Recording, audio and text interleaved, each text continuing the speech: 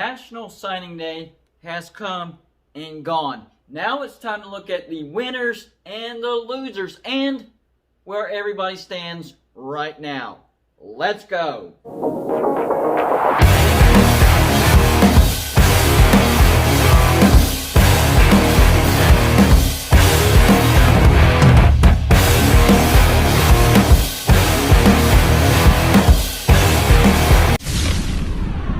What's going on, everybody? It's me again, Golden Blue Dude, and if you haven't already, go ahead and hit the like and subscribe button. What I do is videos every single day, sometimes college football and sometimes college basketball. And the best way to support the channel and get more of this content is hit that subscribe button. Every year, National Signing Day is a big deal. Some things are already known, but then some things are big surprises. Some teams move up and some teams move down. The first thing I want to talk about was the group of 5 and where they finished. Right now, the 4 teams that rank the highest in recruiting class ranking are number 55, UCF, number 53, SMU, number 46, Memphis. They actually had a pretty good signing day, boosting their class ranking, but leading the way again is Cincinnati at number 42. But that still tells you the gap between the best of the group of 5 and everybody else. Even my team, West Virginia, has a slightly better recruiting class than Cincinnati. One of the biggest losers on National Signing Day was Auburn. Right now, their recruiting class is number 30. I'm going to talk about just how bad they lost here in just a second. So let's run through the top 25 in the 2021 recruiting class real quick. Number 25, Mississippi State. 24, Arkansas. 23, Iowa. 22, Florida State. They picked up some good signees yesterday. 21, Penn State. 20, Nebraska. 19, Maryland. 18, Ole Miss, one of my big winners. 17, Texas. 16, Tennessee. They lost out yesterday, but they still have a high recruiting class. 15, Wisconsin. 14, North Carolina. 13, Florida. 12, Miami. 11, Oklahoma. And then the top 10. Number 10, Michigan. They had a good signing day. 9, Notre Dame. 8, USC. They had a fantastic signing day. 7, Texas A&M. And then depending on what rankings you're looking at, 6 is either Clemson or Oregon. And 5 is either Clemson or Oregon. Oregon had a good signing day yesterday, which has a lot of people bumping them up to number 5. 4, LSU, 3, Georgia, 2, Ohio State, and number 1, Alabama. First, I'm going to talk about the big losers. Really, there's only 2 really big losers that pop out. The first one, Auburn. They lost a lot of their potential signees to their rivals. I'm talking about LSU, Auburn, Georgia, even Ohio State. Auburn simply could not fill out their entire 2021 recruiting class.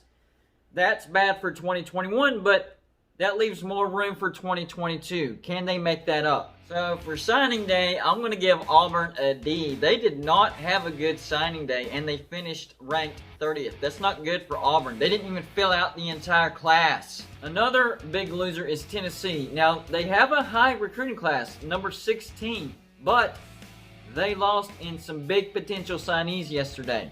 5-star linebacker Terrence Lewis. That was a big loss. Tight end Hudson Wolf. Quarterback Demarius McGee. Wide receiver Jordan Mosley. But the good news is they still have the number 6 recruiting class. It's just they had a lot of hope yesterday and they missed out a lot. So for signing day, I'm going to give Tennessee a C. They have a nice recruiting class. They just couldn't wrap it up with a nice bow on signing day. So next up, not necessarily the big winners, but they had some nice pickups. The first one, Texas A&M. They beat Texas and grabbed running back L.J. Johnson. That's a good win for Texas A&M. I'm going to give Texas A&M a B-. That was a nice pickup, and it's always good to beat Texas.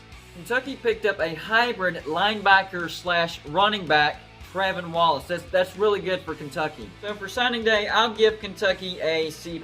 That was a nice pickup. And of course, Miami picking up quarterback Jake Garcia. I think that's a good pickup for Miami. So I'm going to give Miami a B-. That's not a bad pickup. That boosted their class. Now let's get into the big winners. First up, Florida State. They grabbed wide receiver Destin Hill and wide receiver Malik McClain. And to go along with that, they have transfers McKenzie Milton, the quarterback from UCF, safety Jamie Robinson, and running back DJ Williams. I think Florida State has enough to take a step forward in 2021.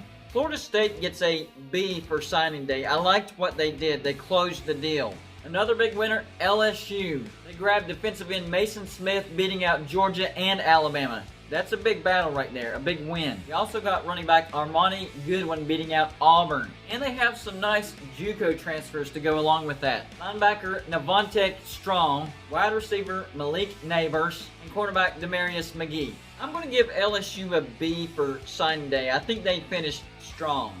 Here's the biggest winners on National Signing Day. The first team is Michigan. They could have had a bigger day, but they still had a great day. They flipped defensive end Rayshon Benny from Michigan State, the defensive tackle Iwuna from Colorado. They got defensive end George Brooks, running back Donovan Edwards, and wide receiver Xavier Worthy. They missed on a few other prospects, but overall Michigan did good. I think Michigan could have had a bigger day, but they did get several guys to flip to Michigan. So I'm going to give Michigan an A- for signing day.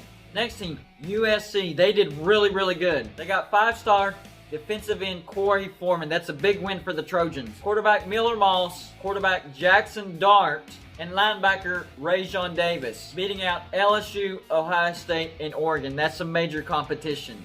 USC finished strong on signing day, so I'll give USC a B+. Another team that did really, really well, and I mentioned them earlier, Oregon. They got quarterback Avante Dickerson to flip from Minnesota. That was going to be the highest rated recruit ever in Minnesota history.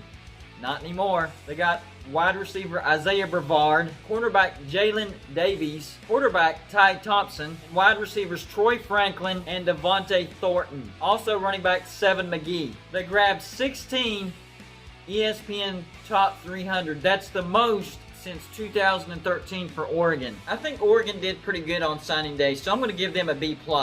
This next team I consider to have probably the second biggest day, and that's Ole Miss. Defensive tackle Tywan Malone, that was a big one. They beat Texas A&M and Florida State on that one. They grabbed quarterback Luke Altmaier. He flipped from Florida State, so they beat Florida State twice. And they beat Tennessee for tight end Hudson Wolf. So Ole Miss had a really good day. I really think Ole Miss finished strong on signing day. I'm going to give them an A.